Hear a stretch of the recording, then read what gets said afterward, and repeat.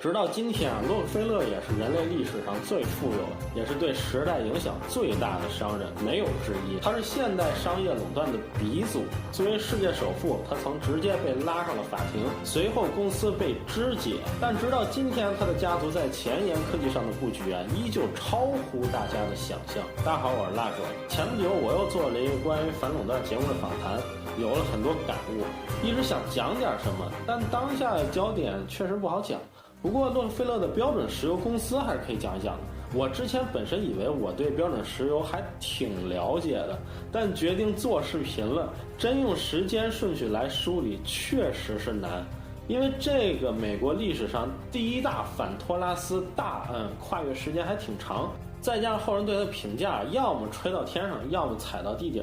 为了客观正反就都得看，包括那个时代的调查记者的报道原文，最后总算是梳理出了一个脉络，导致我这个月比较低产，大部分时间都花在视频上了。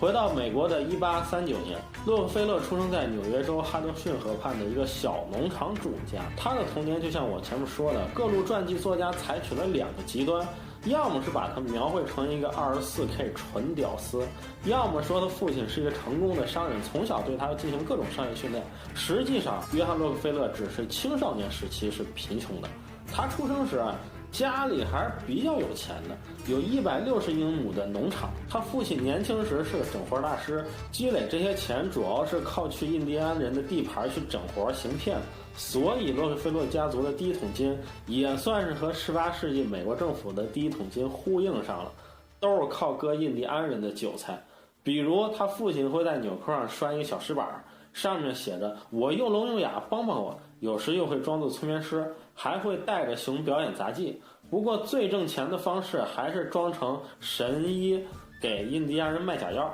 大概的套路也是我家里世代行医，有一个偏方，最近我做了一个违背祖宗的决定，准备将药方提供给大家。慢慢的他的一次出诊费就可以达到当时工人们2个多月的工资。不过后来他们家里因为炒铁路公司股票亏了很多 W， 没办法，这些东西都是虚拟的，水很深，一般人把握不住的。随后又做了几笔失败的投资，家里又破产了。所以洛克菲勒在7、8岁的时候，脑子就开始想着怎么搞钱了。他会把自己攒的零花钱借给附近的农民，要 7.5% 的利息，以及去抓野鸡自己养起来，感恩节的时候高价卖出去，再放贷给农民。他都会把这些账目记下来。他老爹后来也回忆，其实当时并没有刻意教过他。上初中时，他的弟弟则是班里家庭条件最不好的。有一次，一个记者来给他们班级拍照片，因为觉得他俩穿着不好，就给排除在外了。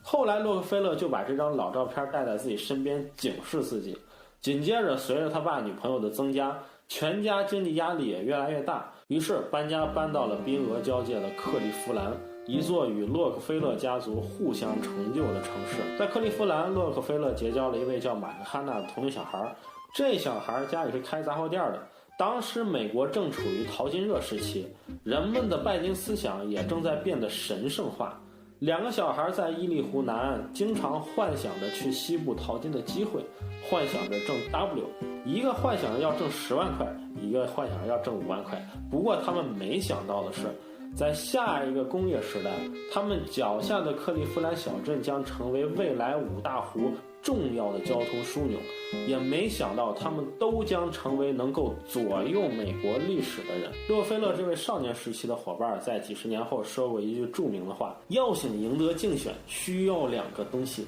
第一个是金钱，第二个我就记不得了。这话经常出现在咱们国内高中生的历史选择题中这2位小孩的友谊这里我们先埋下一个伏笔。等洛克菲勒中学毕业了，父亲没有选择让他继续上传统的学校，而把他送去了一个为期3个月的商业培训班。洛克菲勒速成了一下会计技能，然后在一个批发公司找了一个会计的工作。后来他反复强调，这个接触账本的工作奠定了我事业大部分的基础。这家批发公司虽然不大，但是业务做得非常杂，这使得洛克菲勒能够从财务的视角观察着各个行业。虽然工钱只有$4，他依旧主动每天晚上干活干到10点，受着高强度的财务训练。事实上，20世纪初的美国垄断企业的创始人们基本都是会计出身，尤其是洛菲勒、卡耐基、摩根这垄断三巨头啊，都是在年轻时投入大量的精力学习复式记账法，以至于马克思韦伯就有观点认为，理性的簿记是资本主义精神和组织中不可或缺的组成部分。洛菲勒在传记中写道，除了为公司记账，他偶尔也会在组装线上钉铆钉。有一次锤子就把他的手指砸青了，他苦思冥想，想出了一种改良措施，避免工人受伤的方法，因此获得了老板赏识，开始不断升职。但是他的薪水增长一直够不上期望，他开始打算和工作中认识的英国人莫里斯·克拉克一起创办一家公司，公司初始资本为4000块，专做谷物和牧草代理商，俩人商定资金一人出一半。可洛克菲勒出不起这么多钱，就去找他父亲借。他父亲表示借钱可以啊，每年要给10%的利息，每月还得上缴一部分工资。他答应了。于是商业大亨的牧场物语生涯开始了。不过他们的农业公司开张的第1年就赶上了大霜冻，他们购买的豆子整整一半都毁掉了。但洛克菲勒还是进行了一个大手笔的操作，转危为机。当时农业区在遭到霜害后，区域作物几乎没有收成，农民生活困难。洛克菲勒想了一办法，就是他们公司提前给农民一些定金，让农民把明年的收成提前用极低的价格卖给公司。为了能锁定更多的农民，他又抵押了仓库，从银行又贷了$2000践行这一策略。如果我们以黄金为锚的话，我算了，当时$2000能相当于现在大几百万美金吧，所以这类似一个靠银行贷款买期货的方法。洛克菲勒后来也说，这一波要是说下书来，他是做好了吃牢饭的准备了。但这次灾害没有持续太久，他控制了相当大一部分供方市场。而在公司创办的第3年，整个国家社会结构又将产生巨变，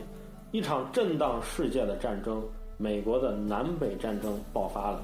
在这之前，地球上没有任何力量敢于向美国南部的棉花势力宣战。密西西比河作为南北纵向的最重要的交通大动脉被切断，这条水路只限军队使用。克利夫兰这座小镇一下子成了重要的交通枢纽，直接拥有了战略级的地位。洛克菲勒抓住机会向银行贷了10倍于上次的钱，不断周转资金，大量囤积着食盐、火腿，还有西部的种子谷物。克利夫兰年轻人很多，为啥洛克菲勒抓住了这次机会呢？因为当时跟他年龄差不多的成年男性大部分都服兵役去了，他呢通过花钱雇人寻找替身，逃脱了服兵役。其实美国这个国家有个规律，就是想当大人物最好都逃一逃兵役。跟洛克菲勒同时期的摩根卡内基也都逃兵役了，越战时期的董王克林顿也都逃兵役了。曾经上过 WWE 节目的摔跤高手川宝，当时的理由是自己腿脚不好，先天有骨刺。克林顿则直接把兵役证烧了，直接说我不想去服兵役，因为我是个和平爱好者，我反战。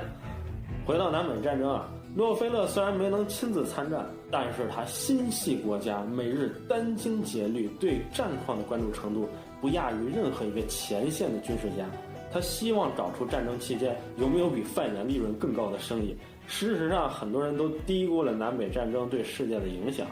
美国南部对棉花的供应量突然减少，直接改变了欧洲以棉花为国民经济中心的产业结构。从英法德到莫斯科，大量的棉纺厂倒闭，世界需要一种新的全球性的原材料产品。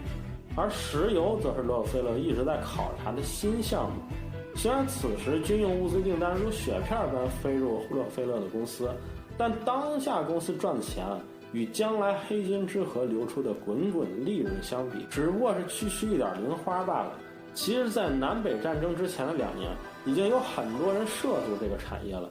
那会儿开采石油根本不像大家想那么复杂，打一口油井就跟现在开家奶茶店一样，大几百美金雇佣几个人手，搭个木架子就可以打井了，也不需要什么许可，只要打出来石油，石油就是个人的。而且那会儿很多土地表面都有油，咱们国家沈括在900多年前给石油命名时，也是直接在水塘边发现的，还在当时的文章里写此物必大行于世。在南北战争结束时，大量的退伍军人都跑到滨州挖油井去了，连小镇里的酒馆老板啊、面包师、牧师、裁缝啊，都想着去干这一行。滨州的油井如雨后春笋，1861年每桶原油的价格在1角和10元之间持续涨落，都赶上今天的币圈了。而当时市场上对石油的唯一需求就是照明，而觉得这东西储量不大，会不会挖2天就挖没了？洛克菲勒并没有第一时间进入这个行业，因为他对石油的思考是，这个玩意儿应该会成为一种普遍的能源燃料，而且储量应该是非常大的，光用来点灯这格局绝对小了。但他依旧只是持续的调研，外加向银行申请贷款，好拥有充足的子弹，强势进入这个行业。这种看似高风险的做法，也导致了他与合伙人的分道扬镳。洛克菲勒总等一个行业的探索期过去了再进入，这也体现了他们家族到今天还贯彻的一个生意原则，就是在新兴行业中啊，打先锋的永远赚不到大钱，要想绘制宏伟蓝图，就先让别人去试错。我觉得这句话只有真正经历过3个不同行业完整周期的人才会有很深的体会。现在互联网流行一个词儿叫先发优势，实际上占领先发优势的创始人往往要付出极大的时间成本，让你周边的人相信你做的事情，这具有很高的难度。当时洛克菲勒很早就锻炼出了产业链思维，当大家都在挖原料的时候，他决定从石油的精炼切入，因为目测短期内石油勘探挖井还是一门玄学，基本上是一堆搞无数的人带着大家瞎找，能拥抱确定性的投资才算是伟大的投资。洛克菲勒认识了一位叫安德鲁斯的英国化学家，他掌握了用亚硫酸气来精炼石油的新方法，而克利夫兰这座城市再一次迎来了新的机遇。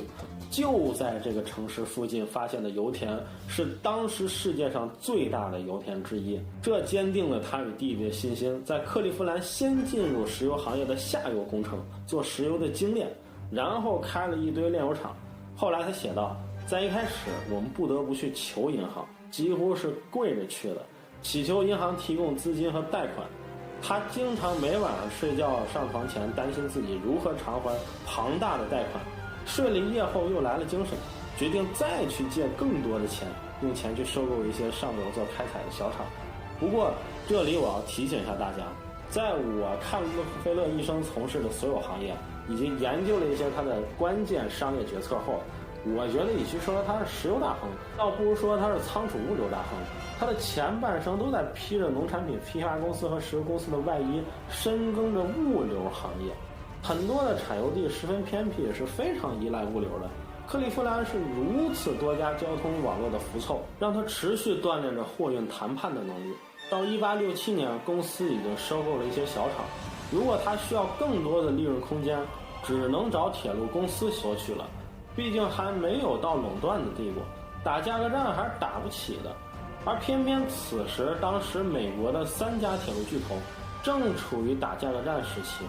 也想开发石油运输市场，都主动来找他。倒也不是因为它规模大，主要还是它的工厂选址确实离铁路近，而其中就有一位那个时代的首富，垄断了美国一半铁路线路的范德比尔特，他对洛克菲勒发出了邀请。那时的洛克菲勒是28岁，范德比尔特作为那个时代的顶尖大佬，已经进入了干啥事儿都看心情的阶段了。比如他与竞争对手伊利铁路的古尔德在水牛城打价格战，双方开始运一辆牲畜运费是$100多，然后轮番降价。当古尔德降到$25运一车牛羊的时候，范德比尔特直接降到了$1，然后古尔德没法再跟，确实也跟不起啊。范爷看着自己的车厢装满了牛羊，单方面宣布胜利。但后来范德比尔特没给气背过去，他得知原来在降价期间古尔德买光了水牛城的牛羊牲畜，用他的火车运到纽约，大赚了一笔。此骚操作我们可以称之用羊来薅羊毛。范爷的互联网思维惨遭暴打。那铁路公司为什么这么有钱，老补贴用户呢？因为人家这行业吃的是美国政府的补贴。所以洛克菲勒目标也很明确，在铁路公司价格战期间这补贴不吃白不吃一定得让铁路大佬给咱付个能，而且有朝一日我也得干 2G 的生意。最终双方谈成了，给洛克菲勒公司运费打75折，但是洛克菲勒也有业绩压力，得保证每天都要把60车车厢给装满。这成为了洛克菲勒人生中又一个巨大的转折点。在抱紧巨头大腿的同时，他获取了巨大的利润。接下来我会开始介绍学术上对垄断组织几种形态的定义。当洛克菲勒和铁路公司签订协议时，他的产业算是进行到了垄断的第一阶段，卡特尔阶段，也就是同行业里的大企业互相紧密合作，但各企业之间仍是互相平行的结构体。这种状态只是垄断的初级形态。1870年，洛克菲勒开始为他的垄断思想的第二阶段付出实践，成立标准石油公司。公司发了1万原始股，引入了银行界的人士，同时收购大量的炼油企业。本身利润不高的炼油企业，他会买下来直接关掉。对于利润极好的公司，洛克菲勒会要求对方以原有的名称继续经营企业。这时被收购的新公司管理层也可以享受标准石油公司总公司的分红。克利夫兰地区26家炼油厂被洛克菲勒买去22家。很多人说，在炼油这一环节，自由竞争的时代结束了。话说这期间他并购的公司正好有位老板曾经是他中学照片上的同学。洛克菲勒为了保持低调依旧要求被并购的这些公司不要泄露标准石油公司对他们的所有权。总公司会查各个企业与供应商的往来账目，如果发现了供应商换了豪宅，洛克菲勒会立刻确定供应商的利润是不是从他这里赚取的，如果是，那他就会终止合同。这一阶段的垄断我们叫它辛迪加，我知道这名不太好记大家也可以叫它财团。特点是与金融资本进行结合，财团下的企业生产和法律上都能保持自己的独立性，但销售和采购原料环节往往需要总办事统一处理。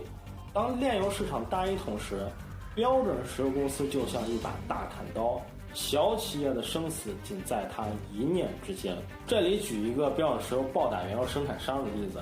当煤油液化油在美国上市时，原油市场因受到侵占，价格开始下跌，部分产油者不得不控制产量。而就在此时，洛克菲勒派出大量采购商以4.75美元超高市场价每天用现金采购，诱导石油生产者以为市场回暖了，随后开心地与标准石油公司签约。当生产商开始疯狂开采新井时，标准石油突然宣布终止合约，无数原油商直接就地破产，很多企业主直接放弃了生命。小企业和财团企业对市场的判断力绝对是天壤之别。标准石油已经拥有了不输于部分国家级别的情报组织。在视频的结尾，大家也会明白，在司法力量上，小企业更是无法和巨头抗衡。再接下来的垄断操作，估计很多人就闻所未闻了。在标准石油公司的扩张期间，铁路领域的三国杀一直在持续，大家的价格战实在打不动了。这时洛克菲勒提议，现有的所有铁路公司与标准石油系的公司组成联盟，大家成立个新公司，铁路公司停止杀价，继续给标准石油系折扣，但对联盟外的公司可以涨价。但洛克菲勒要掌握联盟的主导权，经过谈判与斗争，协议达成。新的联盟公司取了一个十分混淆视听的名字，叫南方开发公司。大佬们也都各自找了代理人，在新公司中担任股东，帮他们代持。洛克菲勒拟定了成员名单，他知道没有在联盟内部的石油企业马上将面临灭顶之灾。为什么呢？因为这里几乎涉及了国内全部的铁路线。在新的协议下，标准石油保证每家铁路每日都有生意做，但洛克菲勒运输每加仑油只需付别人1/3不到10美分的价格。所有的铁路面对联盟外的石油公司报价得报36美分，这其中铁路公司仍只拿10美分，其余部分得上交洛克菲勒的标准石油公司。等于别的公司只要有业务与铁路公司发生，标准石油即使不做任何事儿，也可以躺赚26美分的收入。这便是后来震惊全美的回扣事件。当然，后来铁路公司给洛克菲勒的价格越来越低，因为标准石油又开始修筑属于自己的输油管道了。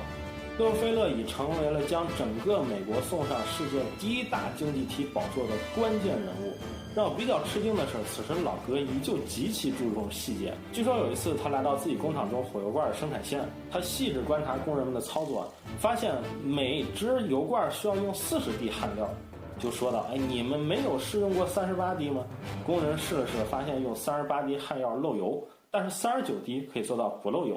他马上通知所有工人啊，每人封装油罐使用的焊料不得超过39滴，并作为生产标准推广。1890年，标准石油公司在石油市场中的占有率已达到了90%以上，也进入了19世纪垄断的终极形态——托拉斯形态。旗下的企业在生产、销售、公司管理上、法律上丧失一切独立性。学高中历史的同学们也都知道，其实当时标准石油公司只是托拉斯的代表之一，除此之外呢，还有钢铁托拉斯、牛肉托拉斯，甚至是威士忌托拉斯等等。当时的大众与媒体更是感觉不对劲儿了。最初美国公众只是把洛克菲勒当作一个励志的典范，一个在芸芸众生中靠实力脱颖而出的人。但随着工人运动的不断兴起和惨烈的失败，民众慢慢觉得这些托拉斯简直就是 shit 呀。于是面对这些 shit， 美国记者界展开了轰轰烈烈的8份运动。洛克菲勒的声誉一落千丈，权力、财富、好名声永远是一个不可能三角。迫于舆论压力，1890年美国国会制定了谢尔曼反托拉斯法，确定了以托拉斯形式进行商业垄断的非法性。这也算是法学生们的必考点了。但真要务实的看啊，这法律在当时就是个装当样子的摆设，那些大法官们也都十分的迷茫，法条措辞极其的含混和笼统，别看文字一大堆，说了半天相当于啥也没说。但洛克菲勒依旧将其视为悬在头顶的达摩克利斯之剑，因为就在1890年，俄亥俄州首席检察官共和党人大卫沃森直接调查标准石油公司，意在将其公司解散。洛克菲勒赶紧找了他少年时期的朋友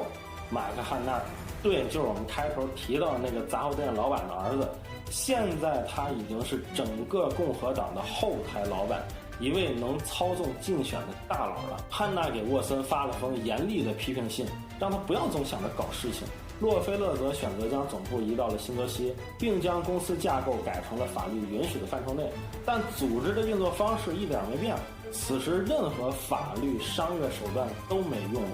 1897年，马克汉纳则直接把自己在共和党的小弟麦金莱扶上了总统的位置。垄断巨头摩根、卡耐基赶紧通过洛克菲勒，仨人一块给麦金莱送了60万美金。此时标准石油公司彻底手眼通天。不过以洛克菲勒、汉纳为首的利益集团发现他们还有一个潜在的对手，就是西奥多·罗斯福。顺带说一下，大家别弄混了，二战时期那个更有名的罗斯福是他侄子，所以大家一般管西奥多·罗斯福叫老罗斯福。老罗斯福从纽约市警察总局局长干到纽约州州长，他一直想把托拉斯集团掀翻。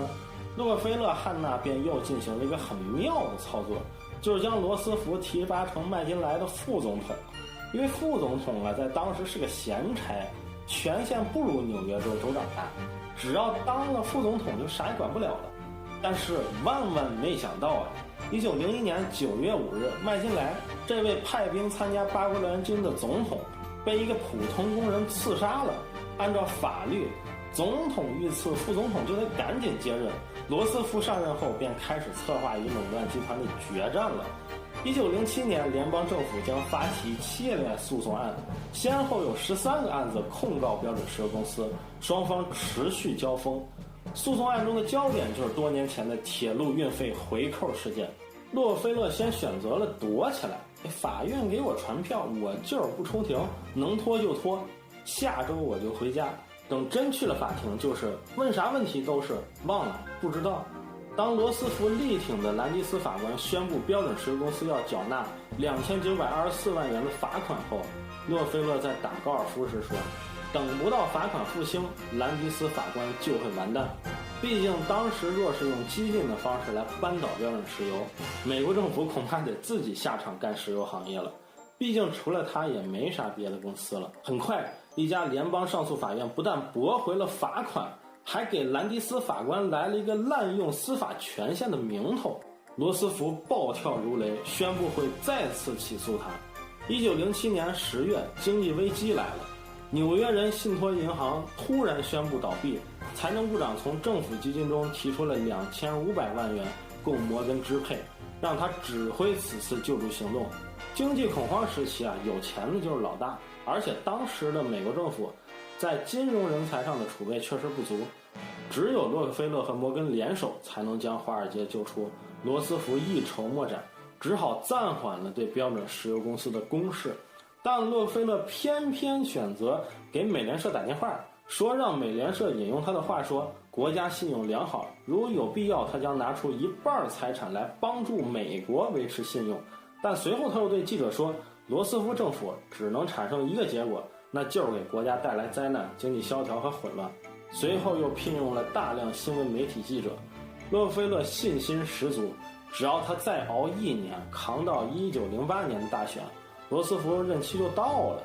但是他没有料到的是，塔夫托上任后发起的反托拉斯行动比罗斯福还多，而且他本身就是司法系统出身，在司法界耕耘多年。美国政府停止向标准石油公司订购石油产品，把标准石油储量最丰富的地皮直接列为了保护区，禁止开采。终于在1911年5月15日，美国最高法院裁决要求标准石油公司直接拆分解散。洛克菲勒庞大的帝国分崩离析，他的公司被拆分成34家小公司。是的，在故事的结局，我翻阅了大量的资料。